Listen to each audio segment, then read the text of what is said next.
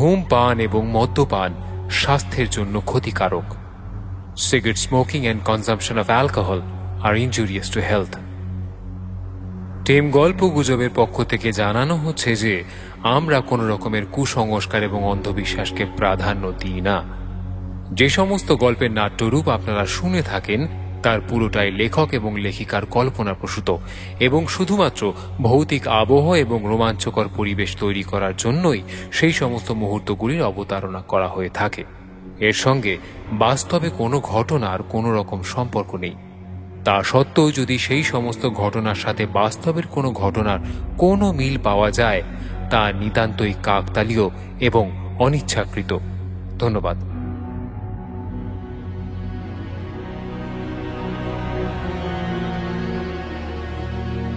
অনেক সময়ে আমরা ভুলে যাই অত্যাচারের ইতিহাস, অত্যাচারিতর ইতিহাস। চাপা পড়ে থাকে তা অন্ধকারে, জমে ওঠে ধুলো।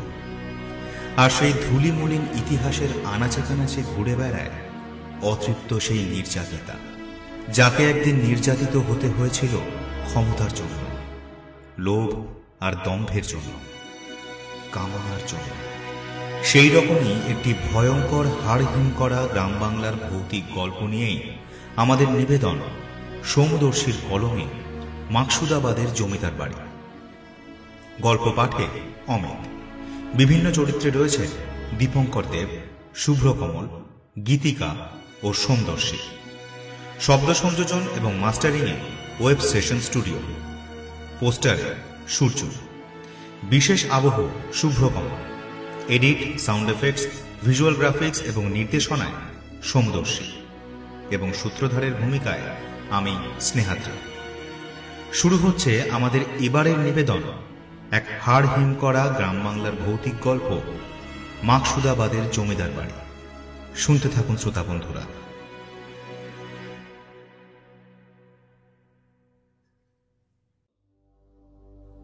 বাড়িটা আজ পরিত্যক্ত হয়ে আছে বহুদিন হলো।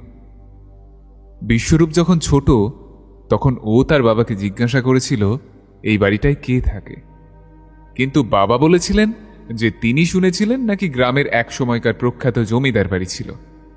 সেও আজ থেকে বহু বছর আগে। তখন এদেশে ইংরেজ শাসন শুরু হয়নি। তখন সম্পূর্ণ পশ্চিমবঙ্গ আর বাংলাদেশ একই ছিল, আর নাম ছিল সুবে বাংলা। দিল্লির মসনদে সেই সময় আসীন ঔরঙ্গজেব, আর বাংলায় তখন নবাব ছিলেন মুর্শিদ কুলি খান। তার আমলে বাংলায় অনেক জায়গিরদার জমিদার হিসেবে মাথাচাড়া দিয়ে উঠতে থাকে। এই গ্রামেও তখন ছিল জমিদার দিবাকর চৌধুরীর জমিদারিত্ব। সেই সময়ে কোনো এক অভিশাপে নাকি বাড়িটা 3 রাত্রের মধ্যে খালি হয়ে গিয়েছিল। এই জমিদার বাড়ির পিছন দিকে সীমানার মধ্যে নাকি একটা পুকুর আছে, সেখানে নাকি বাড়ির কেউ একটা ডুবে মারা গিয়েছিল। তবে মারা যাওয়ার কথাটা ভুল। গ্রামের সবাই বলে আত্মহত্যা করেছিল বাড়ির একমাত্র মেয়ে কিরণমালা। লোকমুখে শুনে আসা এই কাহিনী জেনে এসেছে গোটা গাঁয়ের বাচ্চা বুড়ো সকলে। বিশ্বরূপও তাই জানে। বাড়িটা একটা উঁচু পাঁচিল দিয়ে ঘেরা।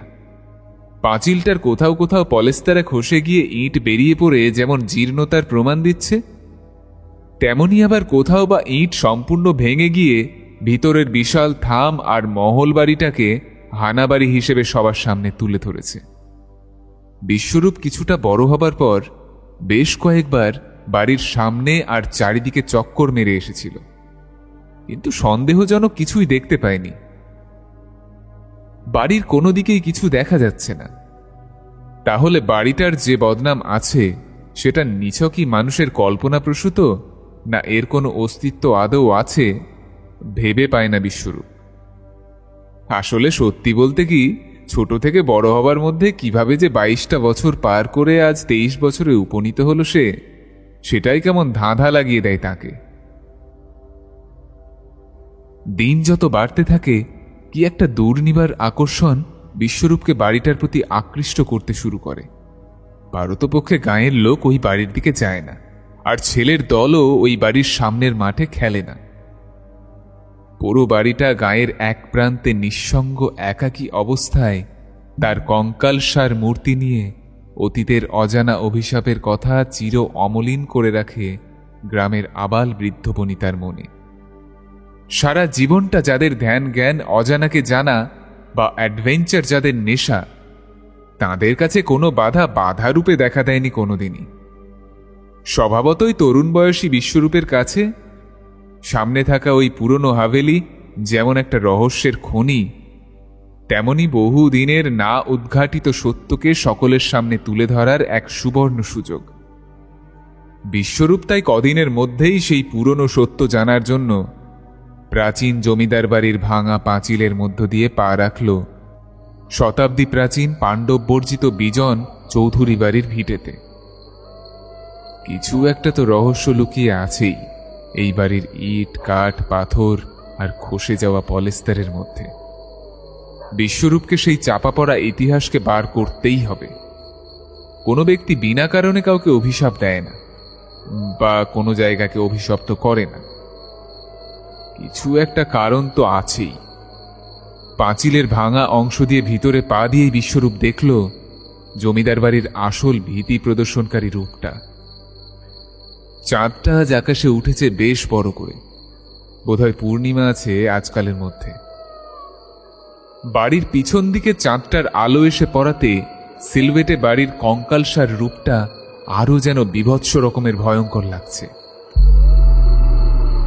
রাস্তাসহ বাড়ির সব দিকে আগাছা আর জঙ্গলে ভরে আছে, আর এই অন্ধকারে সেই জঙ্গলের মধ্য দিয়ে সরসর শব্দ করে সরে যাচ্ছে বিভিন্ন সরীসৃপ। ডিজিটাল ওয়াচ টাইম দেখাচ্ছে রাত 10:30। মোটমাট এই গ্রামের সকলেই এখন চাদর মুড়ি দিয়ে ঘুমের দেশে পাড়ি জমিয়েছে। শুধু জেগে আছে শিয়াল, ঝিঁঝি, রাতচরা পাখি আর কুকুরের দল, যাদের কোলাহলে মুখরিত হয়ে আছে সমস্ত গ্রাম।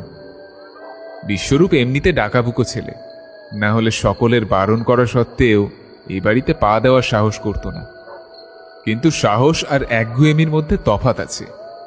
মানুষ সাহসে ভর করে অসাধ্য সাধন করতে না পারলেও একগুয়েমি সেই না পারা অসাধ্যগুলোকে সাধন করার জন্য বুকে বল জোগায়। তাই তো মানুষ আজ চাঁদে গেছে, মহাকাশ অভিযান বা তুষার শৃঙ্গ এভারেস্টকে জয় করে এসেছে। কিন্তু বিশ্বরূপের মনে কোথাও যেন একটা খচখচ করছে এই একগুয়েমিটা করে। হ্যাঁ, তার ভয় করছে, দুরু দুরু করছে বুক। তবু কি যেন এক দুর্নিবার আকর্ষণ টানছে বিশ্বরূপকে ওই বাড়িটার দিকে। তাই মনের কথাকে কিছুটা অগ্রাহ্য করে ধীরে ধীরে পা বাড়ালো সেই বাড়িটার দিকে। সামনে ঘোড়ার গাড়ির দীর্ঘ পথটা বহুদিন অব্যবহারের জন্য আগাছায় ভরে আছে। সেগুলো টপকে সামনে ভেঙে পড়া ফোয়ারার স্তম্ভটাকে পার করে যেই না ঝুল বারান্দার নিচে দীর্ঘ সিঁড়িটায় পা রেখেছে, ছমছম করে উঠল বিশ্বরূপের সারা শরীরটা। চারিদিকে চেয়ে হাতে 5 সেলের টর্চটা এদিক ওদিক ঘোরালো সে। সাধারণ দৃষ্টিতে কিছু দেখতে না পেলেও অবচেতন বলে দিল বিশ্বরূপকে, তুমি এখানে একা নও। আনাচে কানাচে অদৃশ্য অশরীরীর ফিসফিসে কথাবার্তা বারবার ঘুরে ফিরে আসতে লাগলো তার কানে। কেন কেন এখানে এলি? চলে যা, চলে যা। কেন এলি এখানে? চলে যা বলছি। কিছু রহস্যকে অবশ্যই রাখতে দে। চলে যা, চলে যা। কিন্তু দম্বার পাত্র বিশ্বরূপ নয়। যতই সময় এগোতে লাগলো, কি এক দুর্নিবার জেদ চেপে বসতে লাগলো তার উপর। সেই দৃঢ় পায়ে সামনে এগোতে থাকলো। সারা বাড়িটায় কোনো জনপ্রাণী নেই, তাই নিস্তব্ধ এই পুরীতে বিশ্বরূপের জুতোর শব্দ দেওয়ালে ধাক্কা খেয়ে দ্বিগুণ রূপে ফিরে এসে সারা বাড়িটায় এক বিকট প্রতিধ্বনি তুলেছে। বিশ্বরূপ ছোট থেকেই শুনেছিল বাড়ির মেয়ে কিরণমালা বাড়ির পিছনে জলে ডুবে আত্মহত্যা করেছিল, এবং তারপরেই সারা বাড়িটা অভিশাপগ্রস্ত হয়ে 3 দিনের মধ্যে খালি হয়ে যায়। তাই তার প্রথম লক্ষ্য ছিল বাড়ির পিছনের পুকুরটা দেখা। কিন্তু সে যেহেতু কিছু চেনে না, তাই গোটা হাভেলি ঘুরেই খুঁজে দেখতে হবে পিছনের দিকের খিরখির পুকুরটা কোথায়, বা আদৌ কি আছে সে পুকুর এতদিন বাদে। একের পর এক ঘরের দরজা পেরোচ্ছিল সে। কোনোটা তালাবন্ধ, কোনোটার বা বহুদিনের মরচে পড়া তালা ভেঙে কাত হয়ে আংটার সাথে ঝুলছে। এদিকে ওদিকে ছড়িয়ে ছিটিয়ে আছে আসবাবপত্র, বিভিন্ন পোর্ট্রেট বা বাসনকুসন। ধুলোর এক পুরু আস্তরণ বহুদিনের অবহেলা ও অযত্নের ছাপ বহন করে চলেছে। এদিক ওদিক এই গা ছমছমে পরিবেশ ঘুরে বিশ্বরূপ ধীরে ধীরে উঠে এলো দোতলায়। বারান্দার সোজাসুজি একটা ঘরের দিকে চোখ যেন আটকে গেল তার। বাড়ির প্রতিটা ঘরের দরজায় তালাবন্ধ বা ভেজানো, কিন্তু এই বিশেষ ঘরটির দরজা হাট করে খোলা। কি এমন আছে ওখানে? একটা কিছু আকর্ষণ করলো তাকে। টর্চের আলোয় কোনো অবয়বকে সরে যেতে দেখল ঘরের অন্ধকার কোণে। বিশ্বরূপ ধীরে ধীরে এগিয়ে গেল দরজার দিকে। দরজার সামনে আসতেই ঘরের একদিকের দেয়ালে ঢাউস পোর্ট্রেটটার দিকে চোখ আটকে গেল তার। যদিও ধুলো পড়েছে ছবিটার উপর, তাও ধুলো মলিন কাঁচের পিছনে থাকা অবয়বটা কোনো মানবীর না দেবীর বুঝতে পারল না বিশ্বরূপ। সামনে গিয়ে শ্বেতপাথরের টেবিলের উপর আস্তে করে উঠল সে। পকেটে রুমাল বার করে ছবির ধুলোটা পরিষ্কার করার পর নিচে এসে যেই আলোটা তার উপর ফেলেছে, কেমন যেন বিদ্যুৎ পৃষ্ঠের মতো স্থাণুবৎ দাঁড়িয়ে পড়ল 23 বছর বয়সী বিশ্বরূপ শাসমল। সামনে পোর্ট্রেটটায় যে ছবি রয়েছে, তার রূপের ছটা গোটা ঘরকে আলোকিত করে দিয়েছে এক লহমায়। এমনও রূপ হয়? বিশ্বরূপের মুখ দিয়ে একটা শব্দ অজান্তেই বেরিয়ে এলো, বাহ। স্বর্গ বা নরক বলতে কিছু আছে কিনা বিশ্বরূপ জানে না। যদি সত্যিই থেকে থাকে, তাহলে সামনের এই ছবির নারী মূর্তি স্বর্গের অপ্সরাই ছিলেন বোধহয়। হঠাৎ ঘরের মধ্যে একটা ঠান্ডা হাওয়া বয়ে গেল, সাথে সাথে একটা মিষ্টি সুর ভেসে এলো। সুরটা বাইরের বারান্দা দিয়ে আস্তে আস্তে পিছন দিকে চলে যাচ্ছে। বিশ্বরূপের মোহময় ভাবটা কাটল সেই সুরের শব্দে। সে তড়িৎ গতিতে দেয়ালের পাশে থাকা জানলা দিয়ে বাইরের দিকে তাকালো। ঝলমলে চাঁদের আলোয় সে দেখতে পেল একটা চমকিত করে দেওয়ার মতো দৃশ্য। খোলা জানলা দিয়ে সে দেখল নূপুরের ঋণ ঋণে ধ্বনি তুলে আর বাতাসে একটা পাগল করা সুবাস ছড়িয়ে দিয়ে একটা নারী মূর্তি ধীরে ধীরে ঘাটের সিঁড়ি দিয়ে নেমে যাচ্ছে পুকুরে, খিরখির পুকুরে। মেয়েটি নামার সময় কিছু একটা অনুভব করেছিল বোধহয়, তাই একবার পিছন ফিরে মুখ তুলে ক্ষণিকের জন্য উপরে তাকালো। বিশ্বরূপের পাটা যেন টলে উঠল। কি দেখল সে? সত্যি না স্বপ্ন? সিঁড়ি দিয়ে যে ধীরে ধীরে নেমে ঘাটের দিকে নেমে যাচ্ছে, সে আর কেউ নয়, এই ছবিতে দেখা সুন্দরী মহিলা। আর কিছু ভাবনা চিন্তা নয়, বিশ্বরূপ বুঝতে পেরেছে এই মেয়েটি সেই মেয়ে যে আজ থেকে কয়েকশো বছর আগে জলে ডুবে মারা গিয়েছিল।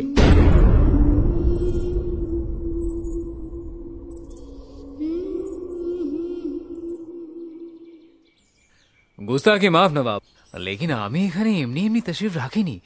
আপনার তালুতে ওই পরীকে দেখে আমার তো হোশ আওয়াজ উড়ে গেছে। সচমুচ সচমুচ জাহান্নাতের হুর পরী আছে ও লড়কি। সিকান্দার শাহ, আপনি ওয়াজিরে আজম শাহিনশাহ আওরঙ্গজেবের খাস সেনাপতি বলে বিষয়টা নিয়ে কিছু বললাম না। আপনি যার কথা বলছেন তিনি এই তালুকের একজন মুদবির ইনসান। আইন্দা সোচ সমঝকে কথা বলবেন। নবাব, আপনি আমাকে হুমকি দিচ্ছেন নাকি খবরদার করছেন? হ্যাঁ, সাবধান করছি সিকান্দার শাহ। तमाम হিন্দুস্তান আপনি নিজের পায়ের নিচে চাপা দিতে পারেন, কিন্তু বাংলার औरतेর ইজ্জতের দিকে নজর দেবেন তো তবাহ হয়ে যাবেন। আপনি যতই বলেন না কেন, আমি ঠিকই ওই দিবাকর চৌধুরীর লড়কি কিরণমালাকে হাসিল করেই ছাড়ব। আপনাকে ফির সাবধান করছি, इस तरह बेहुदा सोच का नतीजा ভালো হবে না। নবাব মুর্শিদ কুলি খাঁ, আপনি কি শেহেনশাহর এহসান মোহন নন? হ্যাঁ, বিলকুল আছি। তাহলে এরকম এহসান ফেরামশির কাম করছেন কেন? ভুলে যাবেন না, তিনি চেয়েছিলেন বলেই আপনি এ সুবে বাংলার নবাব হয়েছেন। এটা যেন মনে থাকে। হ্যাঁ, বিলকুল হয়েছি। এর জন্য আমি হর ওয়াক্ত শুক্রিয়া আদা করি তাকে। এর জন্য বহুত ভেট भी তো দিয়েছি, কিন্তু এই তখ্তের জন্য আমি বাংলার মেয়েদের ইজ্জত আপনার হাতে তুলে দিতে পারবো না।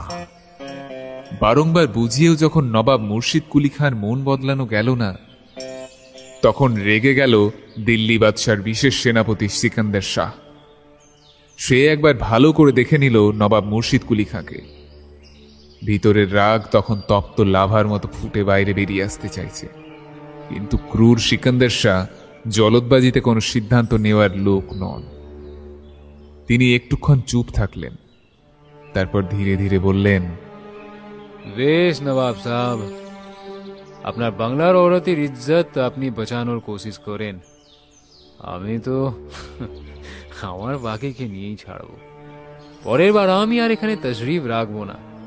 এরপর আপনার কাছে শাহী ফরমান আসবে খোদ কাজী সাহেবের কাছ থেকে।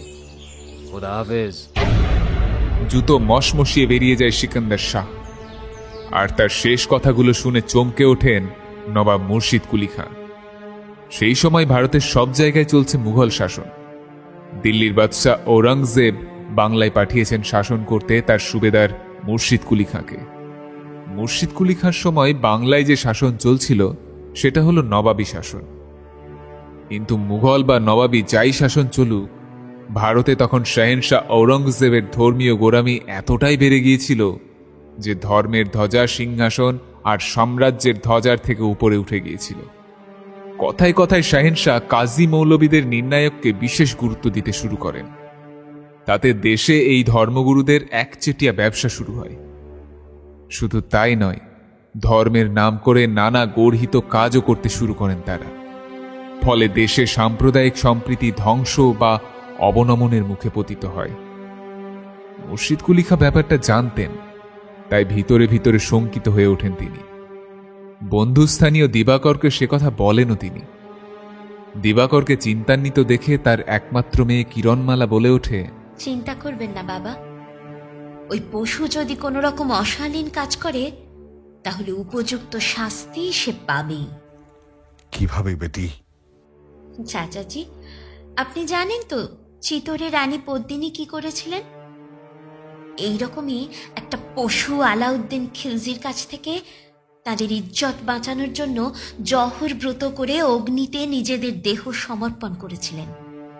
এই পশুগুলো এটা আজ পর্যন্ত বুঝতে পারল না, নারীদের যে তাদের অনিচ্ছায় স্পর্শ করতে যায় তখনই তাকে ধ্বংস হতে হয়। তাজ্জব হয়ে একভাবে পুকুর ঘাটের সিঁড়িতে দাঁড়িয়ে থাকে বিশ্বরূপ। কই, কোথাও তো কেউ নেই। তাহলে সে এতক্ষণ ধরে কি দেখল? সবটাই কি চোখের ভুল? না, সেটা তো হওয়ার কথা নয়। সে এইমাত্র স্বচক্ষে দেখেছিল সেই স্বর্গীয় রূপ, সেই অপ্সরাতুল্য রমণীকে।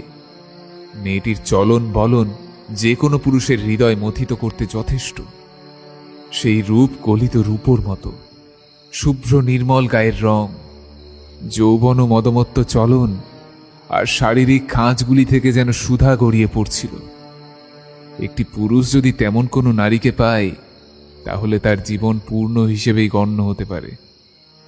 বিশ্বরূপের কানে সেই অপার্থিব সুর যেন অনুরণিত হয়েই চলেছে, যা একটু আগে সেই মেয়েটি গাইছিল। বিশ্বরূপের সহসা কি হলো নিজেই বুঝতে পারছিল না সে।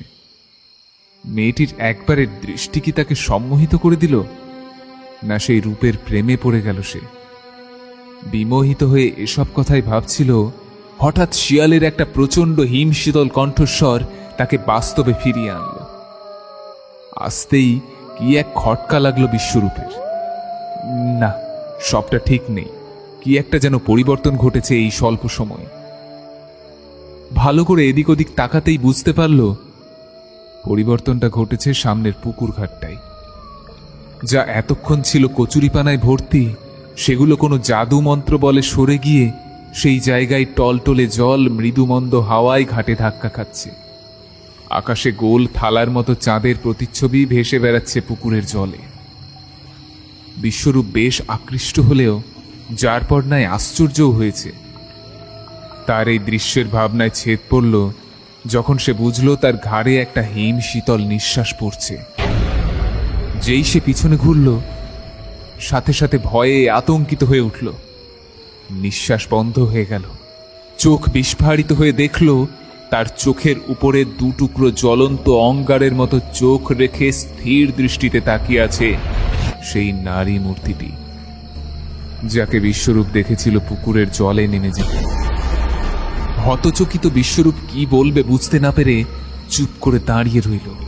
ভয়ে তার হাত পা ঠান্ডা হয়ে গেছে। ডাকাবুকো বিশ্বরূপের হৃৎপিণ্ড কাঁপছে প্রচন্ড এক অজানা আতঙ্কে।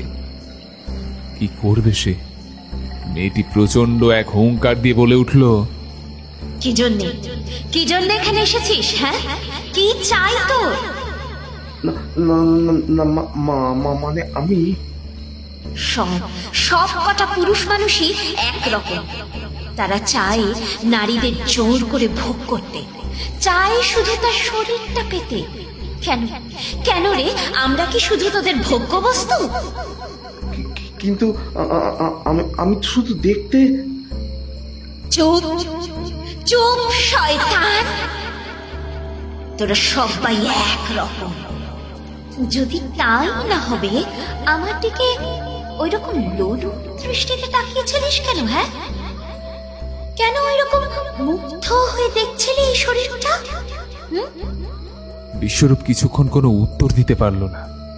সত্যিই তো সে মেয়েটির দিকে তাকিয়েছিল মুগ্ধ দৃষ্টিতে, উপভোগ করছিল মেয়েটির দেহ লাবণ্য ও যৌবন সুধা।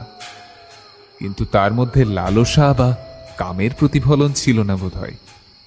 কিন্তু বিশ্বরূপ কি এই কথাটি এখন আদৌ বোঝাতে পারবে এই অশরীরী নৈশ রূপসীকে? অশরীরী মেয়েটির সেই যৌবন লাবণ্য এখন আর কিছু দেখা যাচ্ছে না, যা বিশ্বরূপ ওই জানালা দিয়ে দেখেছিল। ভয়ে ভয়ে বিশ্বরূপ বলল, আসলে ছোটবেলা থেকে এই বাড়িটিকে দেখছি, কিন্তু কেউ এখানে আসে না, সবাই ভয় পায় আর বলে এই বাড়িটা অভিশপ্ত। আমি চাই না কেউ এখানে আসুক, কেউ জানুক, কারণ আমি বিশ্বাস করি না কোনো পুরুষকে। তোরা সবাই এক রকম। না না না, আপনি ভুল জানেন। বাইরের পৃথিবী এখন অনেক উন্নত, নারী পুরুষ সবাই একভাবে পৃথিবীতে রয়েছে। হতে পারে না। মেয়েদের অবস্থা আগেও যা ছিল এখনো তাই আছে, একদম তাই। বিশ্বরূপ আর কিছু বলতে পারল না। সে জানে তো যা সে বলছে সেটা সাফাই ছাড়া আর কিছুই নয়। বিশ্বরূপ জানে এখনো অনেক অনেক মেয়ে প্রতি মুহূর্তে হেনস্থা হচ্ছে। বিশ্বরূপ মাথা নিচু করে রইল। সে এখানে অন্য কোনো অভিসন্ধি নিয়ে তো আসেইনি, এসেছে এই বাড়িটার অজানা ইতিহাসকে জানার জন্য। সে সাহস করে বলল, আমি আপনার ব্যাপারে জানতে এসেছি। আমার অন্য কোনো অভিসন্ধি নেই, বিশ্বাস করুন। বিশ্বাস করতে বলছো তুমি? এই বিশ্বাসের জন্যই আজ আমার এই অবস্থা। শোনো, এসব শুনে তোমার কোনো লাভ নেই। ফিরে যাও বলছি, ফিরে যাও। দয়া করে বলুন না, আমি যদি আপনার ছোট ভাই হতাম আর সে যদি তার দিদির কাছে এই কথা জানতে চাইতো, তবে কি আপনি বলতেন না? আমিও তো আপনার ছোট ভাইয়ের মতোই, নাকি? কথাটা শোনার পর সেই মেয়েটি কিছুক্ষণের জন্য স্তব্ধ হয়ে গেল। বিশ্বরূপ ঠিক দেখল কিনা জানে না, মনে হলো যেন চোখের কোণে বিন্দু বিন্দু জল জমেছে কিরণমালার। চোখের ক্রোধের অঙ্গারটাও কি স্তিমিত হয়ে এলো? বুঝতে ঠিক না পারলেও এটা বুঝতে পারল, মেয়েটির হৃদয় আর্দ্র হয়েছে। মেয়েটি আস্তে আস্তে পিছন ফিরে পুকুরের শান্ত জলের দিকে চেয়ে রইল। আকাশের চাঁদ যেন তখন কিছুটা ম্লান হয়ে এসেছে।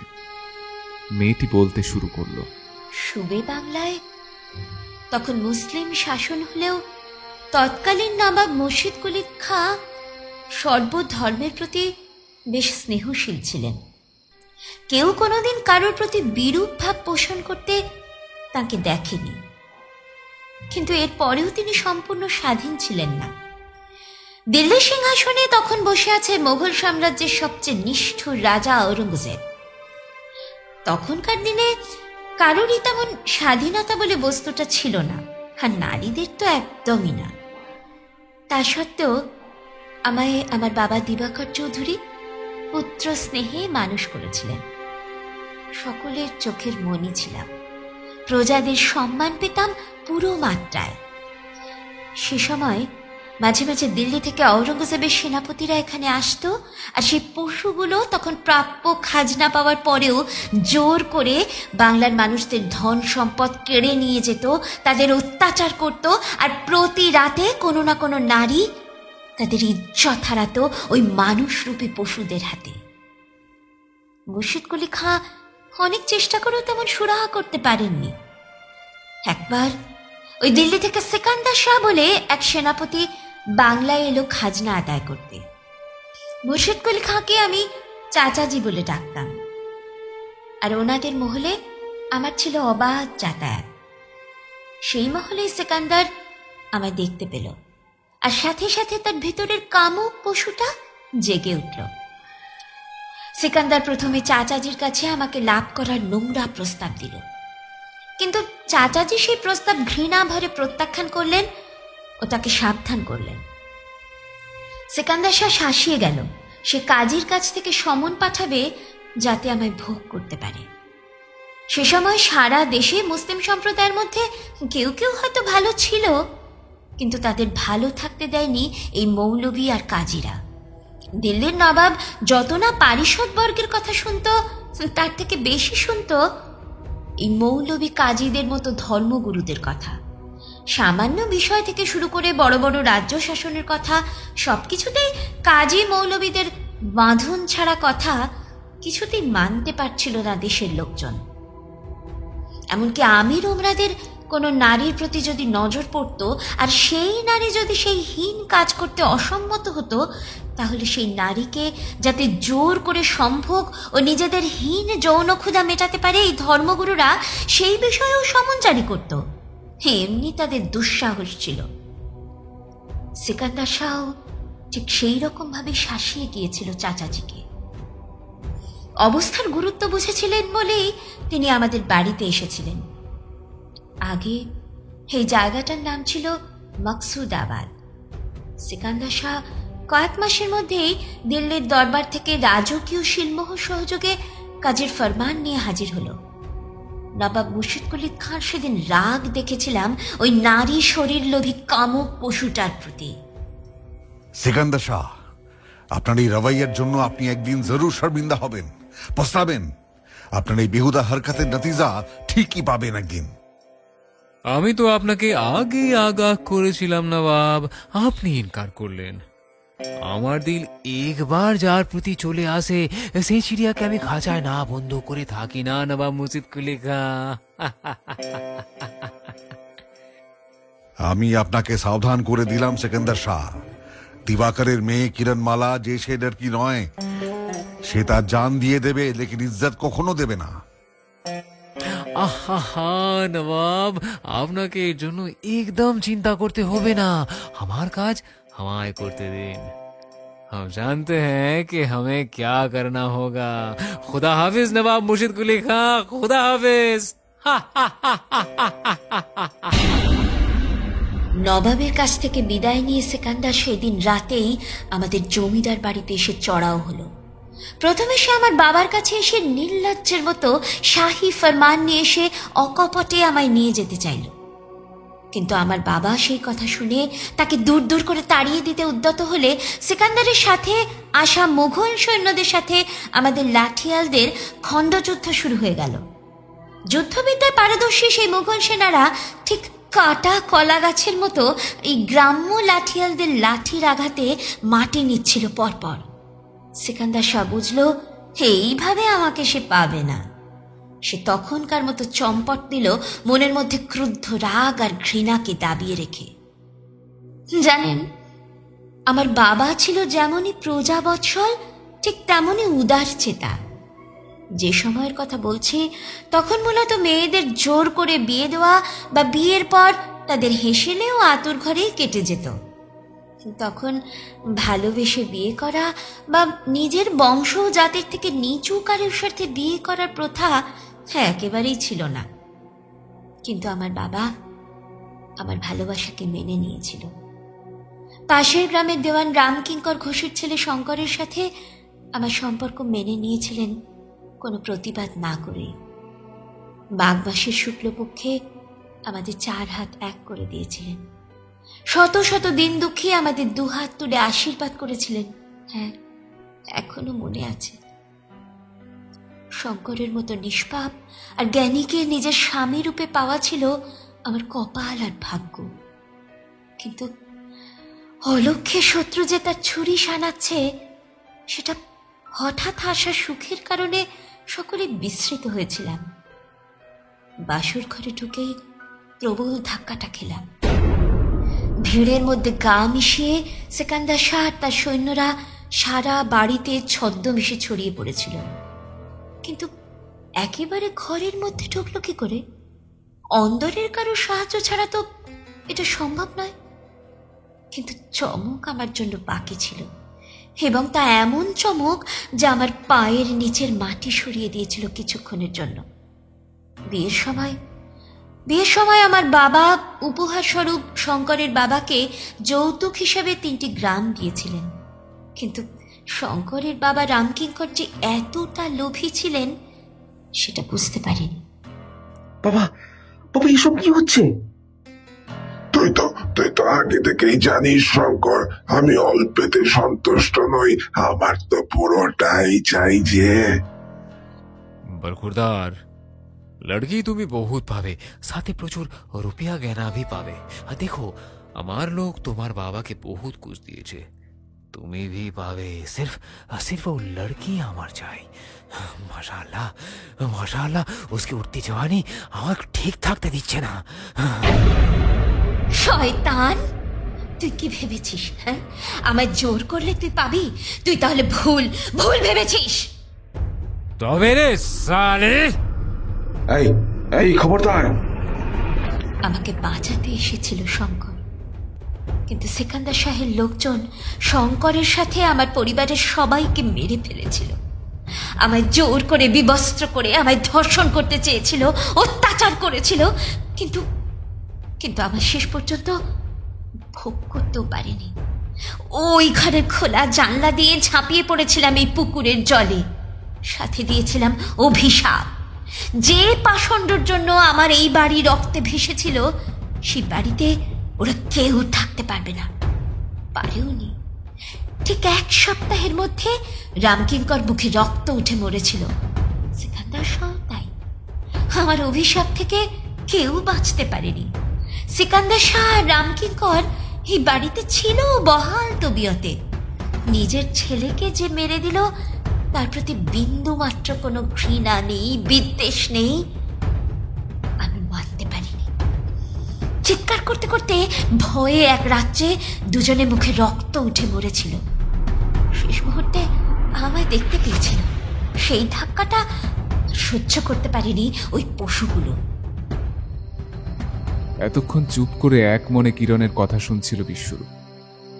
সব শুনে চোখের কোণে বিন্দু বিন্দু জলের ফোঁটা দেখা দিল তার।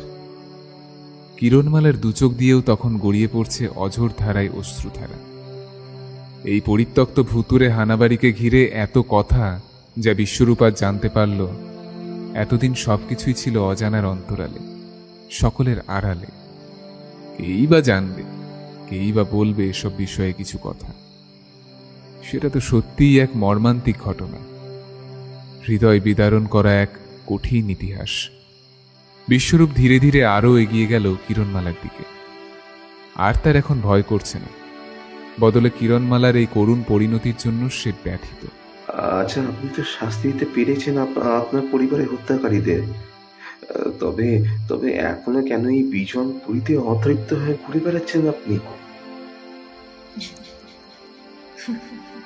কে বলল আমি এখানে একা?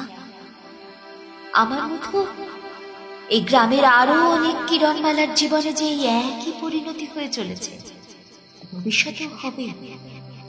শেষ কয়েক বছরে কত নিষ্পাপ মেয়ে মারা গেছে এই গ্রামে, তুমি ভুলে গেছো ভাই? সবাই তো আর আমার মতো দৃঢ় চেতা নয়। তাদেরকেও তৈরি করতে হবে নিজের প্রতি হওয়া অন্যায়ের শোধ নেবার জন্য। তারা সবাই থাকে আমার চারিদিকে। একবার তুমি তাকিয়ে দেখো। বিশ্বরূপ অবাক বিস্ময়ে দেখল এখন ঘাটে সে আর একা নয়।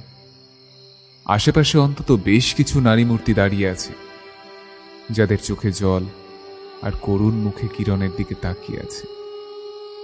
তাদের কারোর সম্পূর্ণ দেহ আগুনে দগ্ধ হয়ে গেছে, কারোর চোখ আর ঠোঁট ফুলে গেছে প্রচণ্ড মারের জন্য, কারোর গলায় মোটা কালো দাগ পড়ে আছে গলায় দড়ি দিয়ে আত্মহত্যা করার জন্য। হ্যাঁ, ওই তো হারান মণ্ডলের মেয়ে লক্ষ্মী। গত মাসেই তো ও মারা গেছে, ছাদ থেকে ঝাঁপ দিয়েছিল। ওই তো ওর মাথাটা ফেটে রক্ত বেরোচ্ছে এখন। বিশ্বরূপ, যতদিন এই পৃথিবীতে নারীদের প্রতি অত্যাচার আর অন্যায় ভাবে তাদের মারা হবে, ততদিন আমি যে মুক্তি পাবো না। বারবার আমায় ফিরে আসতে হবে এই মানুষরূপী পশুদের শাস্তি দেওয়ার জন্য। কিন্তু তুমি তো নতুন প্রজন্ম, দেখো, চেষ্টা করো এই গ্রামে আর কারুর না যেন আমার মতো বা এই হতভাগিনীদের মতো দুর্ভাগ্যের শিকার না হতে হয়।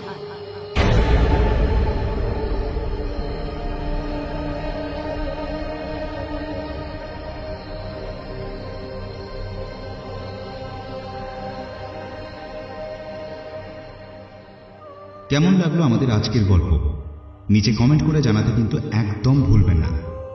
ভালো লাগলে লাইক, শেয়ার এবং কমেন্ট করতে ভুলবেন না। খুব শীঘ্রই আমরা আরও একটি রোমাঞ্চকর গল্প নিয়ে আপনাদের সামনে ফিরে আসছি। ততক্ষণ ভালো থাকুন, সুস্থ থাকুন আর শুনতে থাকুন গল্পগুজব, যেখানে গল্প হবে অল্প নয়। ধন্যবাদ।